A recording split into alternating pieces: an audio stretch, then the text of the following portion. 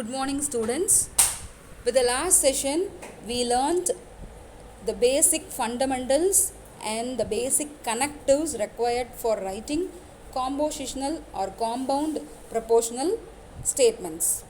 And next, we learnt an important board examination question, repeated board examination question, that is how to write proportional expression using conjunction and disjunction terms, that is SOP and POS, conjunction of disjunction and disjunction of conjunction expression for the given situation. Okay, this is what we learnt in our last session. So today we are going to learn three more important concepts to support proportional logic, and also how to determine the nature of a given proportional statements using tautology, contradiction and contingency. Okay, so 6 different terms we are going to learn today. This is what the overview of today's session.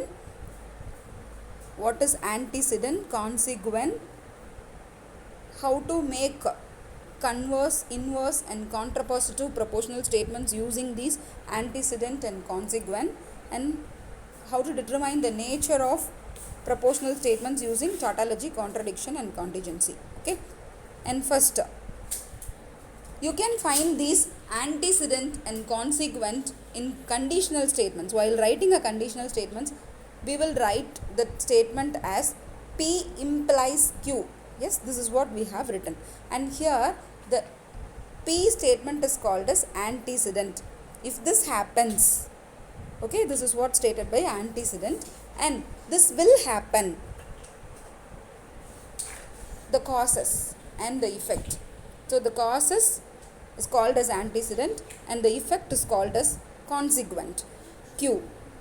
And if for writing converse statement, you have to interchange the antecedent and consequent.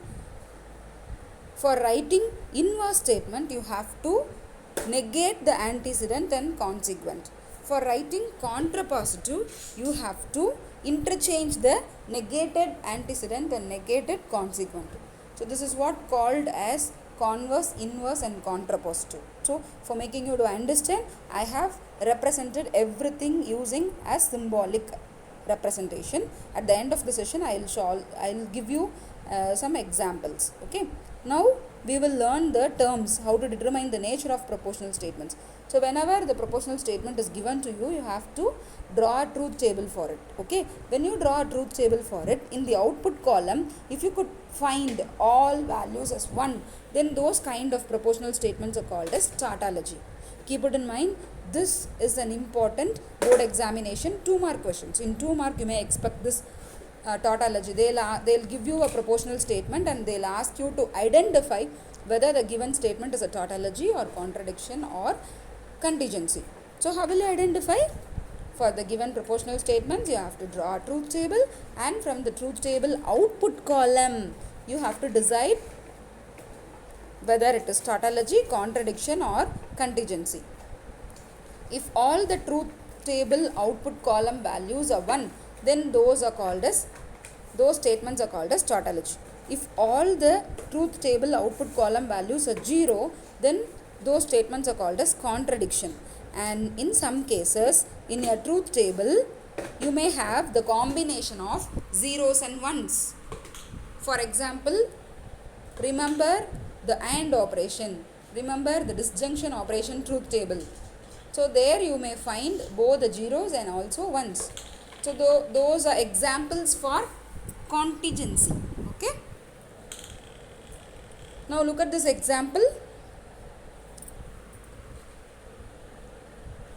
So here, if it rains, then you will not play. This is actually a conditional statement. How will you represent it in well-formed formula? P implies Q. Now, how will you write converse? For writing a converse statement, you have to interchange the antecedent and consequent.